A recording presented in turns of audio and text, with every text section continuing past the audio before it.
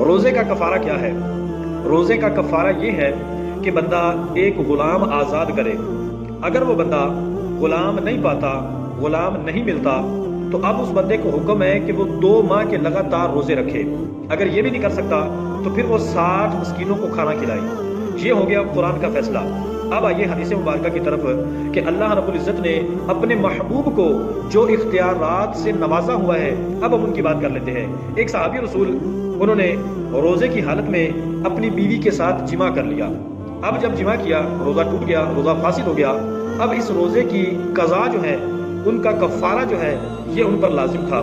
اب کفارہ انہوں نے دینا، اور وہ حضور کی بارگاہ کے اندر حاضر ہوئے اور آ کے عرض کی، یا رسول اللہ صلی اللہ علیہ وآلہ وسلم، میں اپنی بیوی کے ساتھ جماع کر بیٹھا ہوں، میں نے اپنا روزہ فاسد کر لیا ہے، میرے لیے کیا حکم ہے؟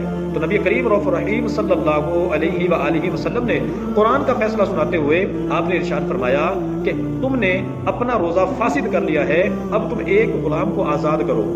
اس نے کہا، حضور میں تو غریب آدمی ہوں، میں تو غلام رکھ نہیں سکتا، اس کو آزاد کہاں سے کروا سکتا ہوں؟ تو حضور نے فرمایا، اچھا اگر تو غلام کو آزاد نہیں کروا سکتا تو پھر تو 2 ماہ کے لگاتار روزے رکھ۔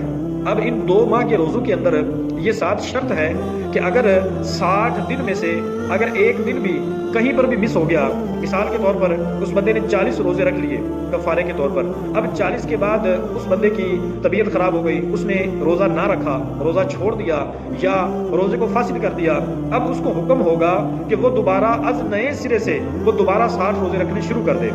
تب تک اس بندے کا کفارہ ادا نہیں ہوگا جب تک 2 ماہ کے لگاتار روزے نہ رکھ لے۔ اس نے گزارش کی، حضور میں کمزور سا آدمی ہوں، میں 2 ماہ کے روزے نہیں رکھ سکتا، کچھ کرم فرمائیں، مہربانی فرمائیں۔ حضور نے فرمایا، اچھا اگر تو غلام بھی آزاد نہیں کر سکتا، تو 2 ماہ کے لگاتار روزے بھی نہیں رکھ سکتا، تو پھر 60 مسکینوں کو کھانا کھلا دے۔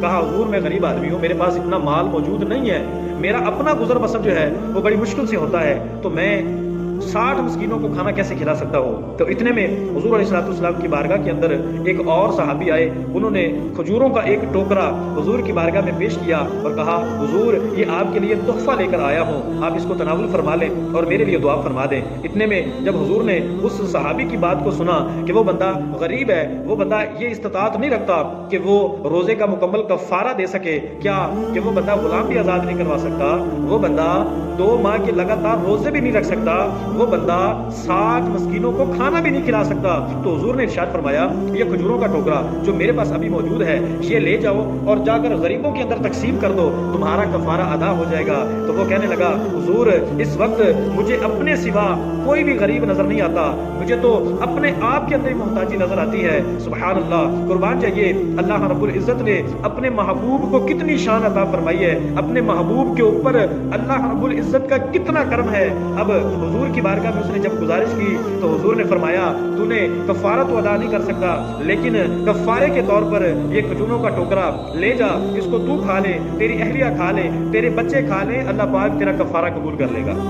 سبحان اللہ، اللہ رب العزت نے اپنے محبوب کو کتنا نوازا ہوا ہے، کتنا کرم ہے کہ اللہ نے قرآن کے اندر واضح ارشاد فرما دیا، لیکن اللہ پاک نے اپنے محبوب کو بھی اختیار عطا فرمائے ہیں کہ محبوب تیرا جب چاہے، جو دل چاہے تو فیصلہ کر دے، تیرے فیصلے کے اندر میں رب بھی راضی ہو جاؤں گا۔ سبحان اللہ، تو صحابی نے ان کھجوروں کو لیا اور اپنے گھر کے اندر خوشی خوشی آیا اور اپنے بچوں میں تقسیم کر کے اس بندے نے اپنے روزے کا کفارہ مکمل کیا۔ تو روزہ رکھیں اور روزے کو نہ توڑیں، جبکہ یہ روایت اس وقت موجود تھی، آج کے دور کے اندر اس بندے کو یہ کفارہ دینا پڑے گا۔ کیوں کہ آج کے دور کے اندر کوئی یہ کہے کہ میں خود ہی کچھ کھا لوں گا تو میرا کفارہ ہو جائے گا، آج ایسا نہیں ہوگا، آج اس بندے کو اپنے روزے کا کفارہ مکمل کرنا ہوگا۔ تو روزے رکھیں اور اپنے روزوں کی حفاظت کریں۔ اللہ پاک ہم سب کو عمل کی توفیق